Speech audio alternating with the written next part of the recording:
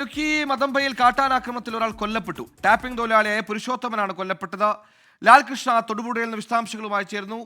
ലാൽ, എപ്പോഴായിരുന്നു സംഭവം? ഈ പ്രദേശത്ത് നേരത്തെയും സമാനമായ രീതിയിൽ പ്രശ്നങ്ങളുണ്ടെന്നടക്കം നാട്ടുകാർ പറയുന്നു. ഏറ്റവും പുതിയ വിശദാംശം. സുഹേൽ, രാവിലെ 10:30 ഉണ്ടായ ഒരു സംഭവമാണിത്. പുറത്തേക്കെത്താൻ ഏറെക്കുറെ വൈകി എന്ന് മാത്രമാണ് പ്രധാനമായിട്ടും നമുക്ക് അറിയാൻ കഴിഞ്ഞത്. അതായത് രാവിലെ ഇവർ പാട്ടത്തിനടുത്ത് കൃഷി ചെയ്യുന്ന ഒരു സ്ഥലമാണ്, പാട്ടത്തിനടുത്ത് റബ്ബർ ടാപ്പിംഗ് നടത്തുന്ന സ്ഥലമാണിത്. വനമേഖലയോട് ചേർന്നൊരു പ്രദേശമാണ് ഇത്. TR&D എസ്റ്റേറ്റിനോടും അതോടൊപ്പം തന്നെ കൊണ്ടോട്ടി എസ്റ്റേറ്റിനോടും ചേർന്നുള്ള ഒരു ഭാഗം കൂടിയാണ്. ഇവിടെ അച്ഛനും മകനും, കാഞ്ഞിരപ്പള്ളി സ്വദേശികളാണ് ഇവർ. അച്ഛനും മകനും രാവിലെ ടാപ്പിങ്ങിന് വേണ്ടി എത്തിയതായിരുന്നു. ഈ സമയത്താണ് കാട്ടാന ഇവരെ ആക്രമിക്കാൻ വേണ്ടി എത്തിയത്. ആദ്യഘട്ടത്തിൽ മകന് നേരെയാണ് കാട്ടാന പാഞ്ഞെടുത്തത്. മകൻ ഓടി രക്ഷപ്പെട്ടു.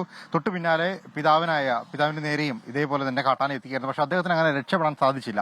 തുടർന്ന് കാട്ടാനയുടെ ആക്രമണത്തിന് അദ്ദേഹം ഇരയാവുകയായിരുന്നു. നാട്ടുകാരെല്ലാം ഓടിക്കൂടി, ബഹളം കേട്ട് ഓടിക്കൂടിയ നാട്ടുകാരാണ് ആനയെ വിരട്ടി കാട്ടിലേക്ക് അയച്ചത്.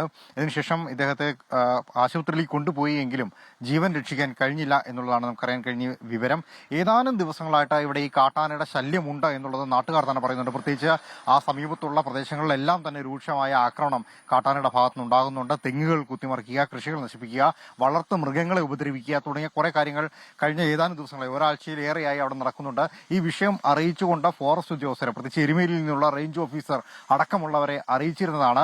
പക്ഷെ ആരും ഇതേവരെ ആ ഭാഗത്തേക്ക് തിരിഞ്ഞു നോക്കിയിട്ടില്ല. പ്രധാന പാതയിൽ നിന്ന് ഒരുപാട് ഉള്ളിലേക്കുള്ള ഒരു പ്രദേശമാണ്, വനമേഖലയോട് ചേർന്നൊരു പ്രദേശമാണെന്ന് നമ്മൾ ആദ്യഘട്ടത്തിൽ തന്നെ പറഞ്ഞു.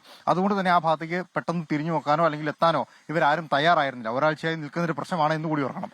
അത് മാത്രമല്ല, ഏകദേശം കഴിഞ്ഞ ഫെബ്രുവരിയിലാണ്, ഈ വർഷം ഫെബ്രുവരിയിലാണ് ഇതേ സ്ഥലത്ത് തന്നെ ഒരു വീട്ടമ്മയെ കാട്ടാന ചവിട്ടിക്കൊല്ലുന്ന സ്ഥിതി ഉണ്ടായത്. അതായത് നീർച്ചാലിൽ കുളിക്കാൻ പോയ വീട്ടമ്മയെയാണ് കാട്ടാന ചവിട്ടിക്കൊന്നത്. അന്ന് വലിയ പ്രതിഷേധങ്ങൾക്കും പ്രക്ഷോഭങ്ങൾക്കും ഇത് കാരണമായിരുന്നു. മൃതദേഹം മാറ്റണമെങ്കിൽ പോലും ഇതിൽ കർശനമായ നടപടിയെടുക്കും, കാട്ടാന ഇവിടുന്ന് തുരത്തും എന്ന് ഉറപ്പ് വേണം എന്ന കാര്യങ്ങളെല്ലാം അന്ന് പറഞ്ഞതാണ്.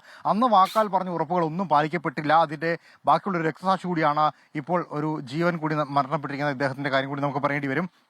എന്നിരുന്നാൽ പോലും ഈ സംഭവം ഉണ്ടായപ്പോഴും ആളുകളുടെ ഭാഗത്തുനിന്നുണ്ടായ ആദ്യഘട്ടത്തിലുള്ള ഒരു പ്രതികരണം എന്ന് പറയുന്നത്, കുറച്ചു നേരം പ്രതിഷേധിച്ചാൽ പോലും ആ പ്രതിഷേധം കൊണ്ട് കെട്ടടിയും, പിന്നെ ഒരു ദുരിതാശ്വാസം അല്ലെങ്കിൽ സമാശ്വാസം എന്ന് പറഞ്ഞുകൊണ്ട് ഒരു 10 ലക്ഷം രൂപ കൊടുത്ത് സർക്കാർ കൈയൊഴിയുകയാണ്. ഈ പ്രദേശത്തെ കാട്ടാന ശല്യത്തെ, വന്യമൃഗ ജീവശല്യത്തെ പ്രതിരോധിക്കുന്നതിന് വേണ്ടിയിട്ടോ ഇല്ലാതാക്കുന്നതിന് വേണ്ടിയിട്ടോ ഒരു ഇടപെടലും നാളിതുവരെയായി സർക്കാരിന്റെ ഭാഗത്തുനിന്നോ അധികൃതരുടെ ഭാഗത്തുനിന്നോ ഉണ്ടാകുന്നില്ല എന്നുള്ളതാണ്. RRT സംഘമോ കൃത്യമായി നിരീക്ഷിക്കുന്നതിന് വേണ്ടിയിട്ടുള്ള ഉദ്യോഗസ്ഥരോ അവിടെ എത്താത്തതുകൊണ്ട് ഈ പ്രദേശത്ത് ഇത് കാട്ടാന അടക്കമുള്ള വന്യജീവികൾ, കാട്ടാന മാത്രമല്ല അവിടെയുള്ളത്, കാട്ടാന അടക്കമുള്ള വന്യജീവികളുടെ രോക്ഷപ്രകടനം, അതോടൊപ്പം തന്നെ അവർക്കുണ്ടാകുന്ന ദുരിത ജീവിതം, അതൊരു തുടർക്കഥയായി മാറുകയാണ്. അതിന്റെ ഏറ്റവും ഒടുവിലെ ഉദാഹരണമാണ് നമ്മൾ ഇപ്പോൾ കാണുന്നത്.